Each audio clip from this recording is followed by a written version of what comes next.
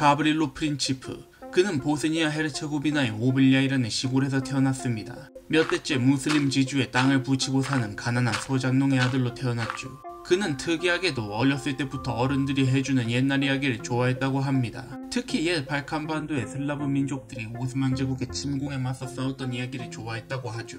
그는 13살 때 보스니아 헤르체고비나의 수도 사라예보로 넘어왔으며 그곳에서 학교를 다녔습니다. 그리고 얼마 가지 않아 학교에서 쫓겨나 버렸죠. 보스니아의 민족주의 청년단 물라다 보스나에 가입해 반정부 시위를 벌이다가 들킨 것이었습니다. 이쯤 되면 대충 어떤 사람이었는지 짐작이 되죠? 그는 어려서부터 슬라브 민족주의에 심취해 있던 사람이었습니다. 이후 보스니아 헤르체고비나가 정식으로 오스트리아 헝가리 제국에 합병되자 그는 세르비아의 수도 베오그라드로 넘어가 버립니다. 오스만 제국과의 전쟁을 준비하던 세르비아 군대에 입대해서 보스니아 헤르체고비나 독립을 위해 무언가 해야 한다고 생각했겠죠. 세르비아처럼 국력 향상에 진심이던 나라가 자기 나라 군대에 입대하겠다고 외국에서 찾아온 사람을 내쳤을까요? 네, 바로 쫓겨났습니다. 다른 게 문제가 아니라 프린치프가 결핵을 앓고 있어서 그런 것이었죠. 채널 주인장이었다면 동네방네 나 면제받았다고 자랑하고 다녔겠지만 민족주의에 뇌가 절여져 있던 프린치프는 오히려 절망에 빠집니다. 그리고 그 앞에 누군가가 나타났죠. 바로 세르비아 극단주의 단체 단결 혹은 죽음, 일명 검은 손이었습니다. 시점을 잠깐 바꿔서 대오스트리아 합중공론을 주장한 프란츠 페르디난트 대공이 어떤 사람이었는지 보겠습니다. 그는 1863년 12월 18일 황제의 동생 카를 루트비의 맏아들로 태어났습니다. 원래대로라면 황제의 직계 혈통이 아니었기에 황태자 자리에 오를 인물이 아니었죠. 그런데 갑자기 원래 황태자였던 루돌프가 부왕과 갈등을 심하게 빚다가 권총자살을 해버리고 황의 계승권이 있던 다른 인물들도 줄줄이 죽어나가 버립니다. 그렇게 얼떨결에 황태자 자리에 오른 프란츠 페르디난트. 누군가 그를 한마디로 표현해보라고 한다면 저는 이렇게 말하겠습니다. 고집불통. 그는 당시 대다수의 왕족들과 달리 지체 높은 귀족 가문과의 정략 결혼을 거부하고 자신보다 훨씬 더 급이 낮은 조피 초테크와 결혼합니다. 일단 귀족이기는 했는데 그것도 어디 듣보 백작 가문에 불과했고 심지어 그녀는 유력 귀족 집안인 프리드리히 대공 집안의 시녀였죠. 당연히 황실에서 극렬히 반대했고 그의 삼촌이자 현 황제였던 프란츠 요제프 1세는 거의 협박 수준으로 대공을 압박했습니다. 하지만 아무것도 프란츠 대공을 막을 수 없었죠. 마침내 1900년 7월 1일 그 둘은 결혼에 꼴이 나는데 성공합니다. 비록 황가 쪽 인사가 거의 참석하지 않았지만 아무렴 어떻습니까? 둘이 좋다는데 심지어 대공은 자기 아내가 황가의 압력에 기가 죽을까 걱정해서 중요한 행사가 있는 장소마다 반드시 그녀를 데리고 갔다고 합니다. 이 정도 되는 사람이니까 지배계층이었던 독일계 헝가리계 고위 귀족들의 극렬한 반대에도 불구하고 합중국론을 밀어붙일 수 있었던 것이었겠죠.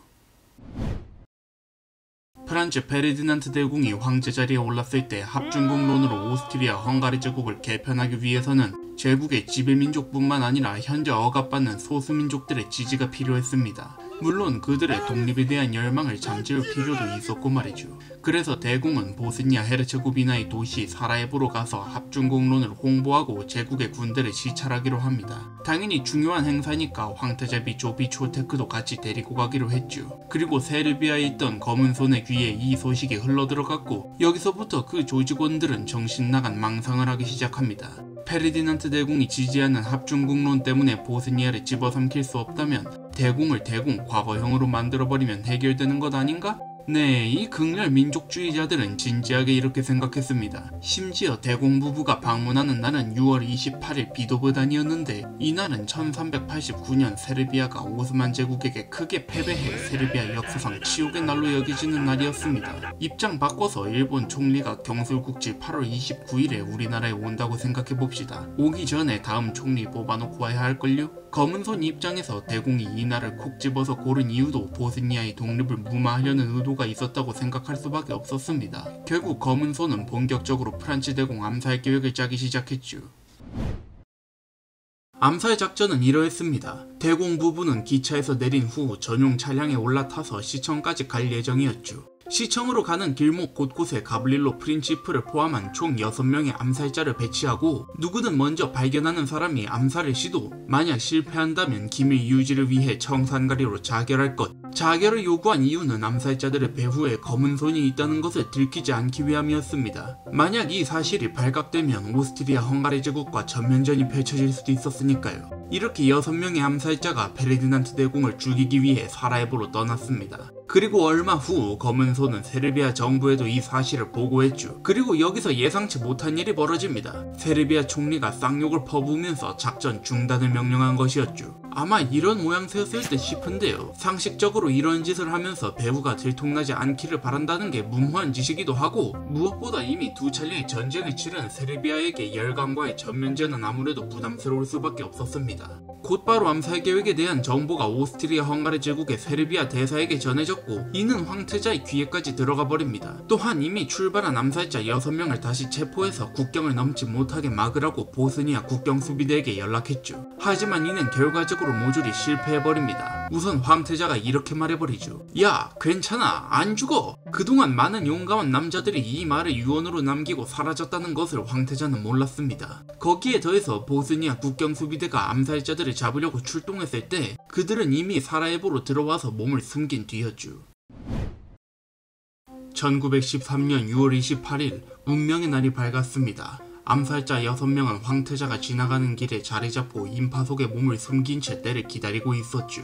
이때 가브릴로 프린치프는 가장 마지막 위치였습니다. 그렇기에 그에게는 기회가 돌아오지 않을 가능성이 높았죠. 그리고 마침내 페르디난트 대공이 그의 아내 조피 초테크와 함께 보스니아 사라예보에 도착했습니다. 황태자 부부를 태운 차는 시청을 향해 출발했고 얼마 지나지 않아 아펠 강둑에 도착했죠. 그리고 이때 계획대로였다면 첫 번째 타자였던 무하메드 메흐메드 바시치가 암살을 시도해야 했습니다. 하지만 실패했죠. 그는 순간적으로 공포에 몸이 얼어붙어서 무기를 꺼내들지도 못했습니다. 이렇게 첫 번째 기회가 허무하게 날아가 버렸죠. 하지만 그 다음 타자는 달랐습니다. 그의 이름은 네델코 차브리노비치. 그는 대공이 지나가자 그의 차를 향해 곧장 폭탄을 던졌죠. 문제는 그의 제구력이 형편없었던 것이었습니다. 폭탄은 대공의 차를 맞고 튕겨나가 그 뒤에서 터져버렸죠. 그는 폭탄을 던진 직후 곧바로 청산가리를 입에 삼키고 자결을 위해 바로 옆에 강으로 뛰어들었습니다. 그런데 세르비아에 방산비리가 있었던 것인지 청산가리는 불량이어서 효과가 없었고 강은 가뭄 때문에 물이 허리 높이도 오지 못했죠. 그는 곧바로 끌려가서 오스트리아 헝가리 제국 군인들에게 고문당했는데 그 과정에서 암살 계획이 모조리 탄로나고 맙니다. 그 소식이 나머지 암살자들의 귀에 들어가자 모두 겁을 집어먹고 뿔뿔이 흩어지고 말죠. 이런저런 일이 있었지만 무사히 시청에 도착한 황태자. 그는 사라예보 시장에게 이렇게 말합니다. 사라예보에서는 환영 행사를 폭탄으로 준비했나? 이 부분은 조금 해석이 엇갈리는 자료가 많았습니다. 어디에서는 황태자가 분노하면서 위말을 내뱉었다고 하고, 또 어디에서는 황태자가 자신의 대범함과 남자다움을 과시하기 위해서 이렇게 말했다고 합니다. 어쨌든 저렇게 말한 건 사실이었던 것 같아요. 얼마 후 시청에서 행사가 끝나자 보스니아 헤르체고비나의 총독이었던 포티올레크는 황태자를 모시고 군사지역으로 피신하자고 제안합니다. 아주 합리적이고 정상적인 판단이었죠. 하지만 평소 자신의 대범함을 과시했던 황태자는 폭탄 테러로 다친 수행원의 병문안을 위해 병원으로 가봐야겠다고 고집을 피웠습니다. 측근들은 황태자에게 서둘러 피신해야 한다고 권유했으나 도통 말을 들어먹지를 않았죠. 물론 그의 고집이 이유가 없는 것은 아니었습니다. 대충 이런 이유였죠. 나는 오스트리아 황실을 대표해 보스니아 사람들에게 신뢰를 주고 갈등을 잠재우기 위해 도시에 방문한 것이다. 내가 지금 여기서 내뺀다면 보스니아 사람들은 황실에 대한 신뢰를 잃어버릴 것이다. 뭐 나름 건실한 이유였습니다. 결국 황태자 부부와 총독, 운전기사와 경호원을 태운 차가 병원을 향해 출발했죠. 페르디난트 대공과 그 일행이 병원으로 가는 것은 원래 계획에 없던, 그러니까 즉석으로 정한 것이었습니다. 당연히 대공의 주변 측근들만 그 사실을 알았고 도시 어딘가에 남아있을지 모를 암살자들이 이 사실을 알고 대기하는 것은 불가능했죠. 그런데 여기서부터 운명의 수레바퀴가 이상한 방향으로 돌기 시작했습니다. 가장 먼저 변경된 경로가 운전기사에게 전달되지 않아 버립니다. 실무진에게 일정을 전달할 담당자가 아까 전에 폭탄에 맞아 병원에 누워있었기 때문이었죠. 결국 이들 일행은 밀레츠카 강의 라틴 다리 근처에서 길을 잘못 들어 헤매게 됩니다. 이 라틴 다리 바로 옆에는 델리카테스 모리츠 실러라는 식당이 하나 있었는데 바로 이곳에 우연히도 지금까지 작전에 아무런 참여를 하지 못하고 있던 가브릴로 프린치프가 서성이고 있었습니다. 자살을 할지 도망을 칠지 자수를 할지 고민하던 가브릴로의 눈앞에 갑작스레 황태자 부부를 태운 차가 나타난 것이었죠. 그는 대공을 본 그 즉시 총을 뽑아들고 달려들었습니다. 심지어 이때 길을 잘못 든 운전기사가 차를 후진시키자 경호원도 차 뒤쪽의 강방향을 보게 되었는데 이것 때문에 차 오른쪽에서 총을 뽑아드는 프린치프를 경호원이 놓치게 됩니다. 그는 곧장 대공을 향해 총알 한 발을 쐈죠. 이때 대공은 방탄조끼를 입고 있었는데 페르디난트가 쐈던 380ACP 총알을 맞기 충분한 것이었습니다. 하지만 그의 총알은 대공의 목의 명중에 경동맥을 끊어버렸죠. 두 번째 총알은 보스니아 총독 포티올레크를 조준했는데 이때 황태자비 조피 초테크가 대공의 오른쪽에 앉아있던 바람에 총독 대신 황태자비가 복부에 총을 맞아버립니다. 당시 운전기사의 증언에 따르면 페르디난트 대공은 이렇게 유언을 남겼습니다. 조피, 죽으면 안 돼요. 아이들을 위해 살아주시오. 하지만 황태자비는 시청에서 승하했고 황태자 또한 몇 분 뒤 그 뒤를 따르고 말죠. 우연히도 이날은 황태자 부부의 결혼기념일이었습니다. 가브릴로 프린치프는 법정 최후 진술에서 이렇게 말했습니다. 나는 남슬라브 민족주의자이며 오스트리아의 지배에서 해방된 범남슬라브족의 통일을 믿는다. 나는 테러로서 그 목표를 실현하고자 했다. 사악한 것을 파괴했으니 나는 범죄자가 아니다. 나는 내가 선한 일을 했다고 믿는다.